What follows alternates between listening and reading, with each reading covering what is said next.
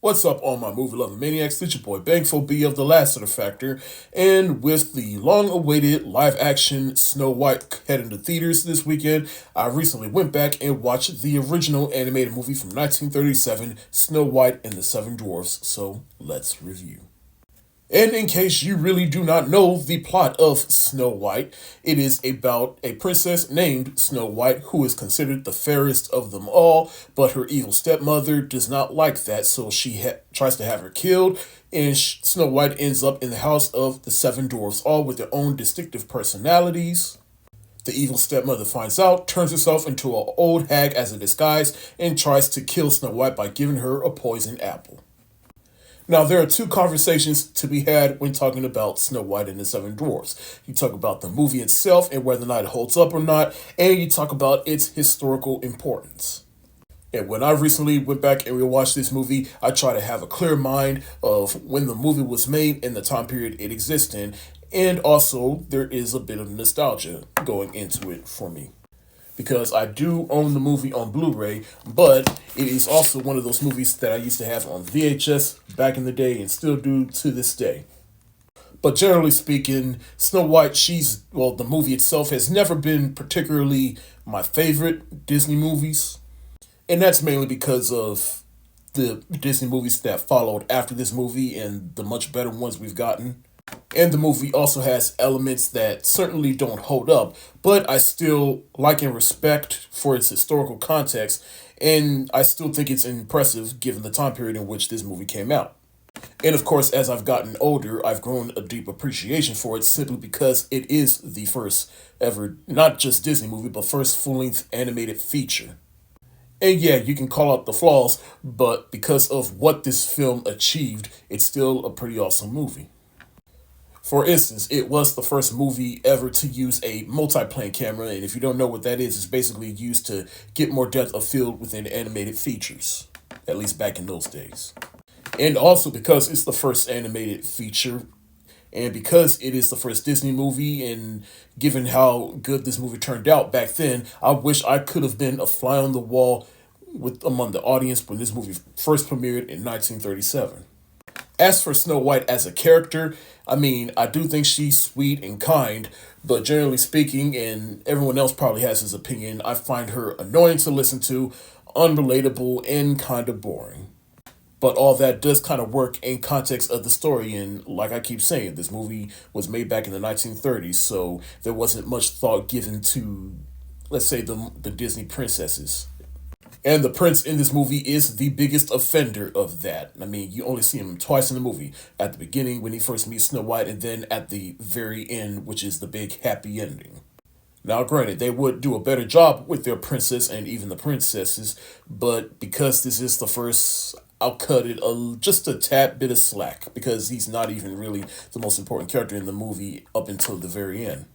As lighthearted as this movie can be at times, it does not pull any punches. The first time in the movie was when Snow White, she finds out that the queen was trying to kill her, and so she escapes, runs away, and then she ends up in that forest, and she has a fever dream where all the trees have eyes and start scaring the shit out of her. But then she's comforted by all the animals, which are characters in itself, and then she ends up in the Seven Dwarfs' house. The Seven Dwarfs, which would become the blueprint for the side characters in the Disney movie stealing the show. Now, we all know the iconic Seven Dwarfs. Doc, Grumpy, Happy, Sneezy. No, that's Sleepy, I'm sorry. Bashful, then Sneezy, and then Dopey. Dopey, it's in their names. They all have distinctive personalities. But Sleepy, come on, we all knew he was high most of the time. That's why he was so sleepy. Personally, Bashful is my favorite dwarf. One, because he's orange, and orange is my favorite color, but also because he's the one I identify with the most, because sometimes I can be a pretty bashful person sometimes. But Grumpy, he's probably the one character in this movie that has the biggest arc within the movie, because when he first gets to the house with Snow White, he's pretty standoffish at first, well, because it's in his nature, he's pretty grumpy. He wants nothing to do with Snow White, and yet Snow White continues to be kind to him. She even bakes him a pie, and then when they do find out that Snow White, she's about to get killed by the witch, he's the one to lead the charge, and then once they all find out he's too late, and I assume he did find the pie with his name on it, and then I'll get to that later. Another flaw I'll give this movie is I do feel like it begins to drag at times. Like at the moment when Snow White gets to the Seven Dwarfs' house and she spends the day cleaning the house up, and then even through that whole sequence when they're all singing and dancing, I think some of the songs is what makes the movie drag a bit at times. Now, we do gotta talk about the evil queen slash the witch. I do like before she becomes an old hag, and she has her magic mirror, which is impressive in itself in animated form, and I don't know, I just like the magic mirror in his little vibe. Like Snow White still lives, the fairest in the land, in the heart of a pig you hold in your hand. But the witch, she is definitely pure evil. She does not like the fact that she is not the fairest in the land, so she decides to take matters into her own hands. And I like the whole sequence where she's trying out all the different potions and using magic so that she can turn herself into an old lady, which is this right here. And George Lucas, don't lie, this is where you probably got the inspiration for Emperor Palpatine. But anyways, when she turns into the witch, it's like she is a completely different person. But in any case, the rest of the movie happens in which she does see Snow White. She gives her the poisoned apple, and that's probably another reason why I never really liked Snow White, because it's like, come on, Snow White. The old hag pulled up, told her, eat this apple, make a wish, and it'll make all your dreams come true. I'm like, girl, what the fuck are you, 7? Who the fuck falls for that? But anyways, the Dwarfs, they chase after the witch, and the witch, she's on this cliff, and she's about to use the boulder to crush him, but then God steps in and throws lightning bolt, and she falls to her death. The boulder falls onto her, but what makes this an even bigger spine-chilling Disney villain death was when these two vultures come in, they fly down and finish her off by picking at her corpse. You don't see it, it begins to fade out a little bit, but it's definitely implied. But yeah, to me, this is one of my favorite Disney villain deaths, because it just happens out of nowhere, it's gruesome, it's spine-chilling. This is what I mean when this movie definitely pulled no punches. Another way how this movie doesn't pull no punches is doing Snow White's funeral. The dwarfs are all there. They are crying her eyes out. And like I said earlier, Grumpy, he's there. And it's when he starts crying that it really hits you. And they got the organ music playing in the background. Walt Disney, he really wanted to make us feel for an animated cartoon.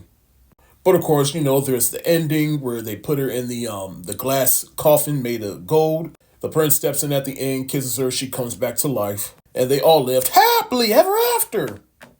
Like I said, this may not be my favorite or top favorite Disney movies, but I do walk away from this movie. Every time I watch it, I walk away from this movie feeling like I still had a good time, especially with that ending. They gave Walt Disney a special Oscar, which is the normal size one, and then they gave him 7 little Oscars, just in theme with Snow White. And I remember going on Snow White's Scary Adventure in Disney World back in the day, and the one thing that always stood out to me about that ride is there's a moment where you see the queen, she's looking at herself in the mirror, and then when she turns around, she's the old witch. I remember watching that on that ride. I'm like, oh shit. This movie was essentially the blueprint for Disney movies going forward, in which you have a princess living in the castle, you got a prince, you got side characters at times outstaging the princess or a main character. You got a memorable villain, memorable songs, and it is based on a fairy tale and the most famous iteration of this fairy tale. So to all you motherfuckers out there that's saying Disney ain't original no more, they've been using other people's material for years, so it ain't nothing new, and for better or worse, but hey.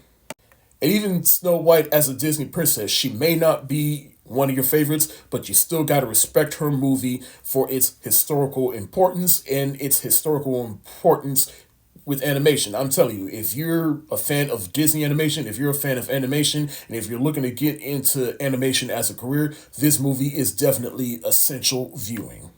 And it is definitely worthy of the legacy of being the first within Walt Disney's legacy of feature films. I'm going to give Snow White and the Seven Dwarfs the hard eyes emoji. Thank y'all so much for watching. Have you seen this film? If so, let me know what you think in the comment section below. This is your boy Bankful, B of the Lassiter Factor. Stay safe, wash your hands, peace.